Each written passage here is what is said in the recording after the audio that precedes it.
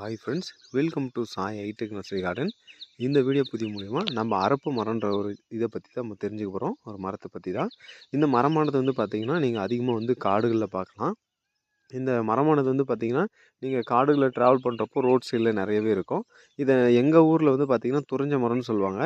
இதை தான் வந்து அரப்பு மரம்னு அழைக்கிறாங்க. ஸோ இந்த இதுலேருந்து நமக்கு என்ன விதமான இது யூஸ் ஆகுதுன்னு பார்த்தீங்கன்னா, இந்த இலைய தான் அதிகமாக பயன்படுத்துகிறாங்க. நிறைய பேர் கஸ்டமர் கேட்டதுனால தான் இந்த வீடியோ பதிவு போடுறேன். நம்ம வந்து பார்த்திங்கன்னா ஸ்கூல் காலத்தில் வந்து பார்த்திங்கன்னா நம்ம பக்கத்தில் காடுகள்லாம் இருக்கும். அந்த காடுகள்லாம் வந்து பார்த்திங்கன்னா இந்த துறிஞ்ச மரம்ன்றது அதிகமாகவே காணப்படும். இதில் இருக்கிறது வந்து பார்த்திங்கன்னா இதனுடைய இலைகள் தான். இப்போ வந்து பார்த்திங்கன்னா கோடைக்காலம் முடிஞ்சுது. ஸோ நம்ம வந்து பார்த்திங்கன்னா இனிமேலுக்கு இந்த மாதிரியான இலைகளை வந்து பச்சையாக இருக்கிற ஒரு கார்டனே நம்மளால் பார்க்க முடியுங்க.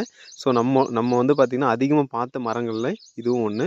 ஸோ கண்டிப்பாக இது பதிவு உங்களுக்கு ஹெல்ப்ஃபுல்லாக இருக்கும்னு நான் நம்புகிறேங்க. இதுதான் அரப்பு மரம்னு சொல்லுவாங்க.